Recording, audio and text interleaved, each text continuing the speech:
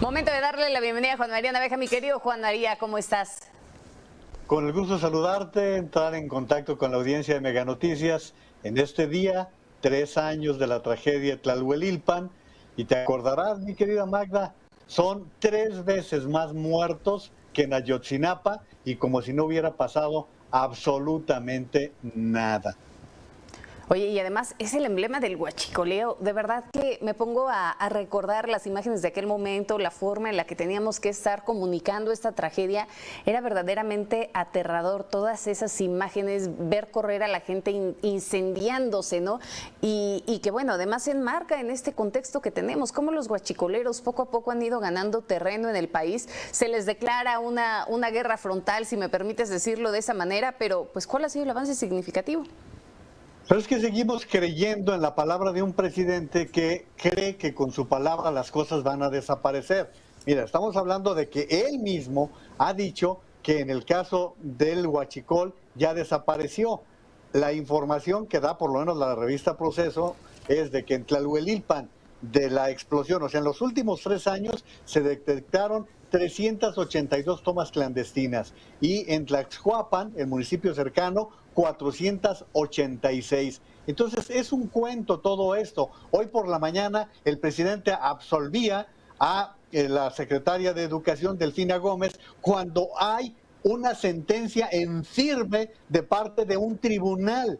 Hoy también, cuando existen demandas por todos lados en contra de Pedro Salmerón, él lo absuelve. Entonces, pues seguimos basados en dichos, en palabras, y los deudos que incluso llegaron a pedir una indemnización de 1,000 millones de pesos. Las vidas no se recuperan, mi querida Magda, pero se suponía que iba a haber una rehabilitación completa. En Tula, Hidalgo, ¿qué ha pasado, Magda? Ni siquiera atienden a las personas. A unos cuantos les dieron 10,000 pesos cuando sus pérdidas son completamente dañinas, porque acabaron con los negocios, acabaron con la vida que tenía esa población a raíz de la inundación que sufrieron.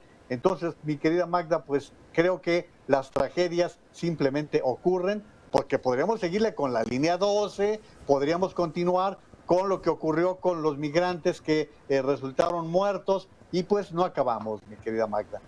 Oye, a ver, recuérdame algo, Juan María, porque cuando ocurre esta tragedia, ya era cuando se había cambiado el modelo, en aquel momento, el modelo de distribución del combustible, ¿no? Que era cuando se iba a empezar a llevar a cada una de las entidades a través de las pipas, que bueno, las pipas, quién sabe dónde quedaron, cuánto costaron, y que bueno, ese sigue siendo otro enigma de transparencia, en materia de transparencia del gobierno federal. Pero ¿fue antes o después a esta decisión del gobierno? Fue antes, porque fue en diciembre de 2018, recién había tomado posesión el presidente, cuando se mandaron comprar las pipas a Nueva York y que iban a conducir los militares. Y bueno, se suponía que en ese lapso estaba ocurriendo, o sea, realmente fue muy cerca entre el anuncio del cambio de modelo y que pues sigue siendo lo mismo. La verdad es que las perforaciones en los ductos están a la orden del día a lo largo y ancho del territorio nacional. O sea, no podemos estar haciéndonos tontos con todo esto, pero lo más grave, Magda, es el número de muertos, o sea, las familias que perdieron la vida. Esa misma nota que te refería de Proceso, los niños preguntan, ¿y mi padre de qué murió? ¿En qué condiciones? O sea, aquí hay una situación que no se ha resuelto, Magda. Y además, ¿sabes qué, Juan María? La otra realidad, la de la base social del crimen organizado, porque al final del día es el crimen organizado quien tiene la mano metida dentro de todo este tipo de situaciones, ¿no? El hecho de que estuvieran presentes, el hecho de que se estuvieran robando como tal la gasolina y que hubiera llegado a la gente, literalmente por un bidón de gasolina perdieron la vida. Fíjate, aquí estamos hablando del estado de Hidalgo, pero si te recuerdas, el principal motor de operación del cártel Santa Rosa de Lima era precisamente el huachicol, era una de sus actividades en el estado de Guanajuato, que allí está la refinería de Salamanca, y bueno, pues en esa zona ellos operaban. Pero eso sucede con los grupos criminales, que un tiempo están en el secuestro, otro tiempo en el robo de piezas automotrices, otro en el trasiego de drogas, con los migrantes. O sea, van variando de acuerdo al momento en que están viviendo y pues lo que les va resultando más lucrativo. Eso es lo que hemos visto, cómo se diversifican los cárteles o los grupos, porque algunos son pequeños grupos en localidades y fíjate, Magda, no sé si en el Estado de México pasa lo mismo, pero en Jalisco yo te puedo hablar que del sur, de la zona de los Altos, en donde la gente sabe perfectamente quién vende la gasolina barata y que, bueno, pues seguramente tienen vínculos con estos grupos del crimen, porque no hay pueblo en donde se venda gasolina robada que no sepan quiénes son los que se encargan de todo este proceso. Fíjate que robada o no, recuerdo que en algún momento en Mega Noticias Toluca hacíamos el ejercicio de irnos a una comunidad, a San Andrés, pues porque se hablaba ya de un tema de huachicoleo y de venta de hidrocarburo de manera ilegal. Era cuando ya comenzaban a presentarse los incrementos de los costos de hidrocarburos. En aquel entonces teníamos con nosotros a un reportero, Abadiel Martínez. Se va a realizar todo este ejercicio de la compra del hidrocarburo pues de manera ilegal, ¿no? Él decía, oye, pues véndeme un litro de hidrocarburo para una motito que se me quedó allá parada. Y bueno, te decían los mismos policías quién vendía la gasolina, cuántas cuadras del lugar en donde estaba, ¿no? Fue un ejercicio sumamente interesante porque además fue un momento en el que en el Estado de México se comienza a disparar tanto esa extracción ilegal de hidrocarburos a tal punto que había comunidades en donde ese hidrocarburo terminó contaminando los pozos de agua en comunidades de Toluca, al norte de Toluca. Sí, porque va saliendo el tiradero y entonces va contaminando. Pero eso que dices, mira, a mí me consta por lo menos de un municipio del sur de Jalisco en donde el presidente municipal sabía perfectamente quién estaba robando y quién estaba vendiendo la gasolina y le preguntabas tú, bueno, ¿y entonces qué están haciendo? Y dice, pues no quiero que me maten, ¿no?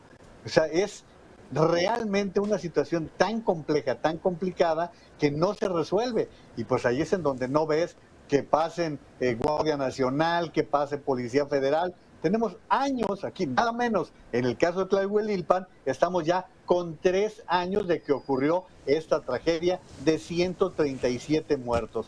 O sea, la verdad es que no se ha acabado el problema del tráfico de gasolina, Magda.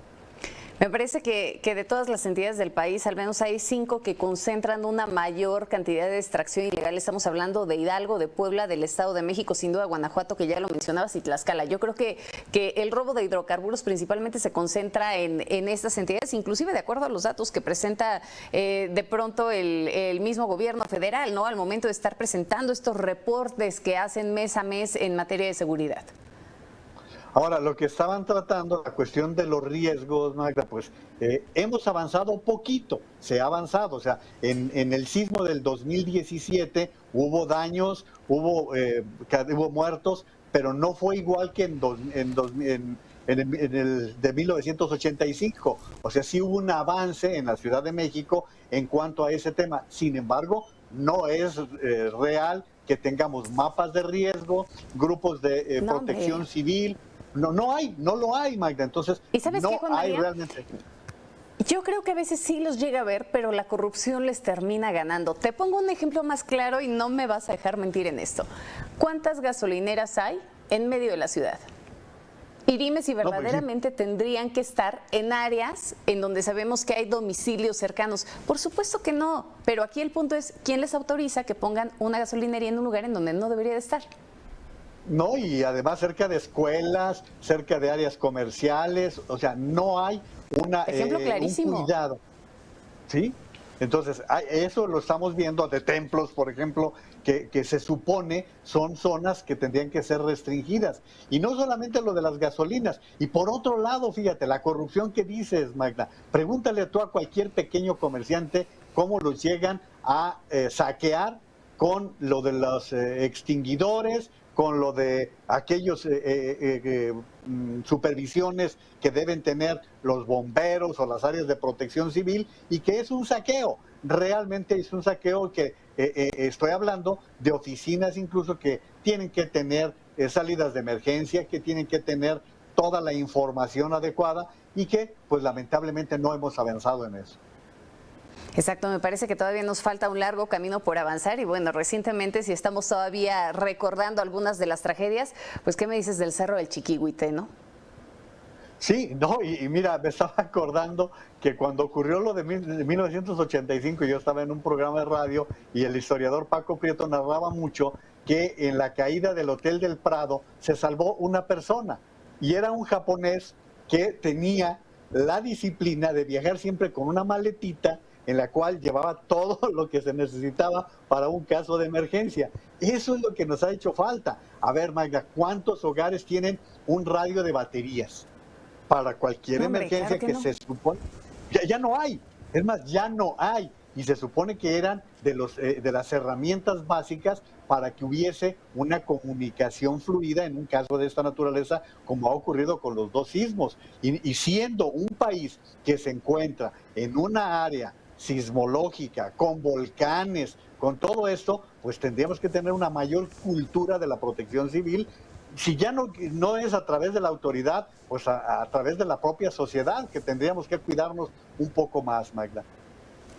Coincido plenamente contigo, me parece que todavía nos hace falta avanzar un largo camino, aunque sin duda sí ha habido mejoras, sobre todo a partir de ese terremoto que nos dejó marcados a todos en México. Bueno, sabemos que sigue haciéndonos falta. Y ya para que podamos cerrar de colofón, mi querido Juan María, a ver, ya va la revocación de mandato, pues estamos hablando de que el Instituto Nacional Electoral ya rebasó inclusive la meta con el 3% de la lista nominal de electores. Hablamos ya de 2.845.634, poquito más de la meta que se tenía planeada para que esta revocación de mandato se pueda realizar.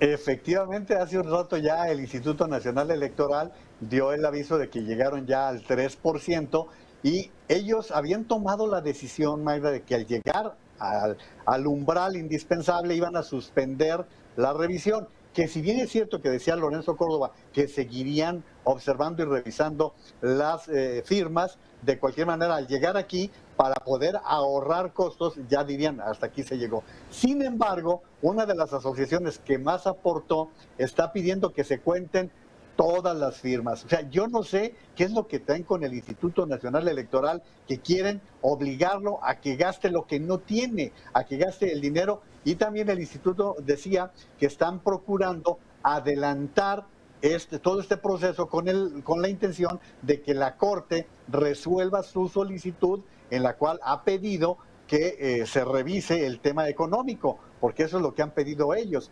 que no les den recetas como las de la semana pasada, ya ves el ridículo en que se incurrió, sino que Hacienda responda de acuerdo a lo que la Corte resuelva en este asunto, mi querida Magda. Ya veremos a dónde va a ir a parar todo esto y sobre todo, pues, qué tipo de consulta se va a hacer. El Instituto Nacional Electoral dice que se va a hacer una consulta con toda la calidad con la que está acostumbrado el instituto, pero pues a falta de recursos seguramente no se van a instalar todas las casillas, eso va a molestar a Morena, va a molestar al Palacio Nacional y bueno, seguramente se va a derivar ahí en algún otro inconveniente. Bueno, pero ya ves que luego se defienden con estos spots de Chipotlín o cómo era. Hijo, qué calidad de la comunicación que tenemos actualmente. Ese ya será otro tema, Juan María, porque ya se nos agotó el tiempo. Sí, no, la verdad es que el gobierno federal dio mucho que desear con el de COVID-19, pero el INE no se quedó atrás con ese que acaba de salir con el chipotle. Pero como tú dices, ya lo comentaremos en otra ocasión, porque, caray, parece que no tuviéramos publicistas para hacer las cosas bien. Caray, la Liga de las Verduras y Chipotlino, quién sabe cómo se les va a bautizar ahora. Querido Juan María, te mando un abrazo enorme, muchísimas gracias. Igualmente, mi querida Magda, que pasen muy buen día.